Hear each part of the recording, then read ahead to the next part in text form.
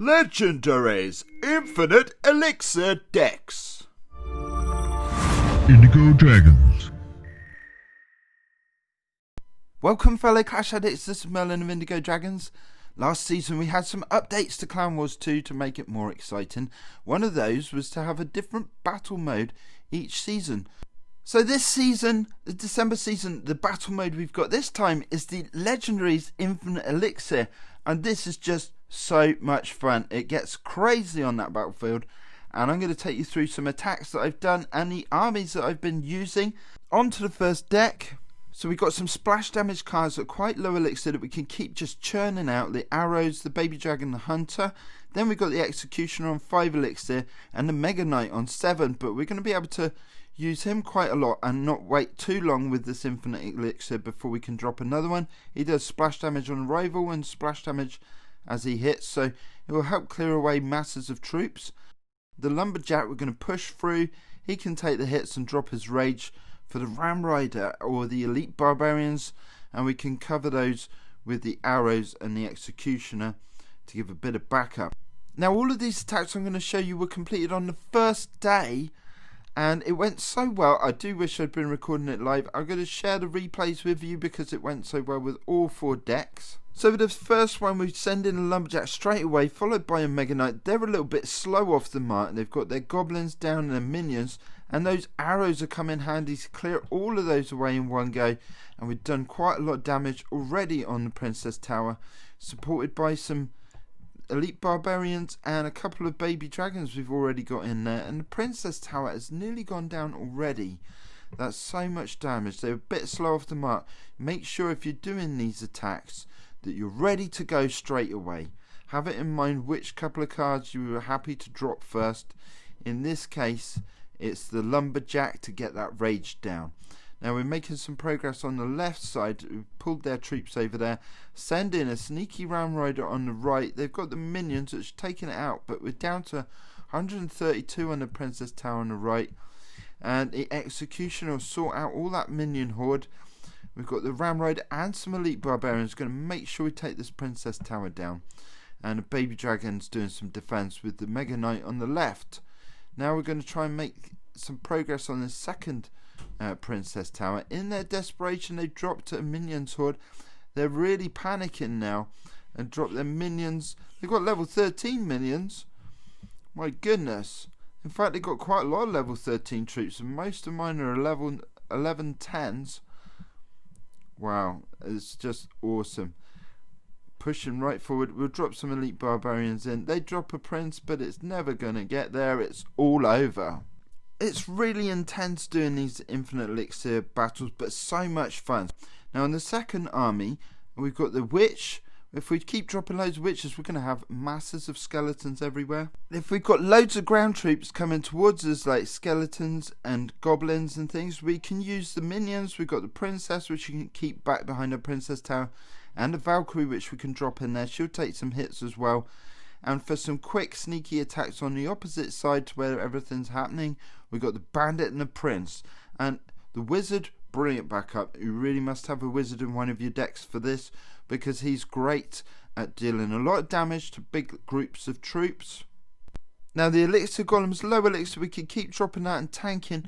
It does give away elixir to the other side, but that doesn't really matter in infinite elixir because it's not going to really help them. I'm a bit slow off the mark here. I don't know what I was thinking. I must have been distracted, and they've already managed to build up 2 giant goblins, and we've got a giant skeleton and some hogs coming towards us. The elixir golem is going to take some hits. They've got a second giant skeleton now and a bomb tower. This doesn't look good. They're poisoning our wizard and witches, but don't fear, we've got a witch coming in behind. We've got a couple of princesses at the back behind the princess tower and a wizard. Now make sure you spread out these splash damage troops and your princesses, because they will go down very quickly with the poison. He's using a tornado to get our troops into that poison as well. But the minion horde I've dropped here hasn't really got any counter from their side, because we've got bomb tower and ground troops like the giant skeleton, and most of those minions have survived. And the poison he's dropped, misplaced that on our princess tower, and our minions still up and going. We've got the princess tower down on their left side as well, and there's just so many troops building up now. It's crazy. Our elixir golems, we've got 2 elixir golems going, several wizards and princesses backing them up, and witches and loads of skeletons. It's just going crazy, and they cannot stop us. They just can't stop us with those heavies. They've gone for slow moving heavy troops and a mirror to keep them coming, and bomb tower. They're not really got anything to push forward fast, and not a lot of splash damage, just a magic archer really, and the poison with tornado. So on to the third deck then. We've got the magic archer and the ice wizard for dealing with masses of troops. We've got skeletons if we get lots of heavies coming towards us, like P.E.K.K.A.s and mini P.E.K.K.A.s. And doing splash damage on multiple troops at the same time, we need to have something there. So we've got the poison for that. And we'll also be trying to poison both the Princess Tower and a load of troops as we push forward with that poison. We've got the P.E.K.K.A. to tank forward and do lots of damage. The Royal Guards, which will take always at least 2 hits before they die. And for some sneaky attack behind the real action, we've got the Goblin Barrel. So let's get into this third battle then. Again, I'm a bit slow off the mark here, although it's not a bad idea to wait for the other team to drop their troops at the bridge first. And they dropped some hogs, and we're ready with the Ice Wizard and the Magic Archer and some Royal Guards to take those out pretty quickly, not taking too much damage. Now we've dropped a poison in on their Princess Tower to get rid of their minions, and loads of those Royal Guards are going to be able to take out that P.E.K.K.A., but they dropped a rocket on us. Never mind, we spread out our Magic Archer and a Musketeer quite nicely, so they didn't all go down with that rocket. And we're able to keep chucking in these Royal Guards and P.E.K.K.A.s and support those with some skeletons as well, because they'll take the hits and do some damage on that giant there. We'll throw a P.E.K.K.A. in on the left hand side just for fun, just to distract them a little bit. And we'll try a Goblin Barrel on the Princess Tower at the top right, but they've got Magic Archer there, and they've got some hogs coming through to our Princess Tower on the left, but the Royal Guards have sorted them out, and we've managed to get that P.E.K.K.A. and Royal Guards up towards the Princess Tower on the left with the Goblin Barrel over there, and on the right we've got the Magic Archer, the Ice Wizard and the Musketeer. Honestly, I don't know how I dropped these cards so fast, to be honest.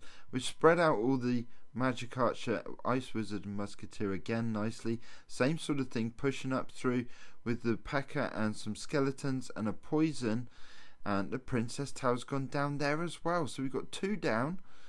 It's just crazy, isn't it? I mean, I can't talk as fast as I'm thinking and pressing buttons. I don't know how I did it.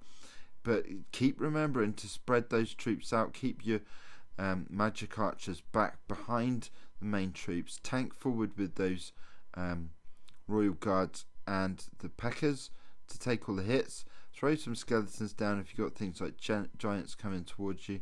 And hopefully you can keep up. The trick here is to keep up as many Magic Archers and Wizards and what have you as you can, and keep them out of harm's way. We've got 3 P.E.K.K.A.s going there. Loads of skeletons and Royal Guards.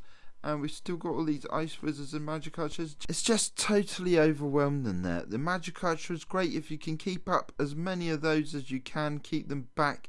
Such a long range attack. On the fourth deck then, we've got the Royal Giant to tank forward and deliver some heavy blows to those Princess Towers, and a Balloon to take a sneaky attack over the top of the main action. The Hog Rider will force his way through to the Princess Tower, and we could drop loads of those with this Infinite Elixir. We've got the Goblin Hut to defend our Princess Towers, and we should be able to get lots of those down. And we've got the Firecracker to do lots of splash damage from behind, the mini P.E.K.K.A. to take out heavy troops coming towards us pretty quickly. The Electro Wizard to clear out minions, goblins and skeletons en masse when we drop him, because he does sort of a splash damage as he lands like a zap. And we've got the Royal Ghost who can sneak up and do some attack damage. So let's get into this last attack then. Are we going to have a Princess Tower down? We've not conceded any Princess Towers yet.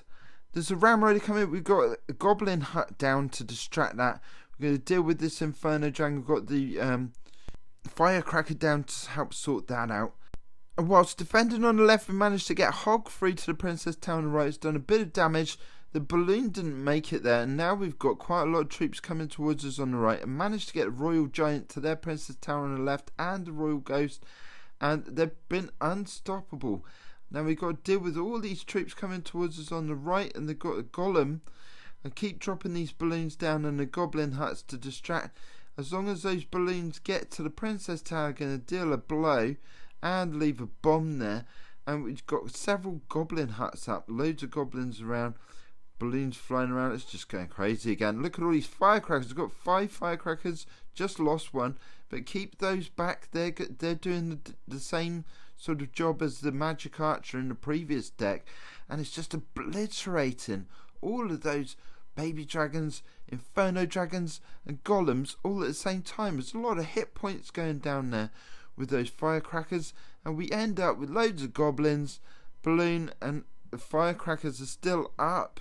They didn't have anything to take them out. They should have had some arrows, poison spell, something, fireball to take out those firecrackers. So watch out for that as well. If someone's doing that to you, you need to take those troops down, the magic archers and the firecrackers at the back there. So that was 4 decks, 4 battles on the first day. We didn't lose the princess tower. I think these decks are pretty good. Try them out yourselves. Let me know what you think. What decks do you use, and share that in the comments. So I hope you've enjoyed this video. If you have, don't forget to leave a like. I hope some of the ideas I've given you for decks has inspired you to put some decks together yourselves, or I hope you find that these particular decks work for you too. Thank you very much for watching. Bye.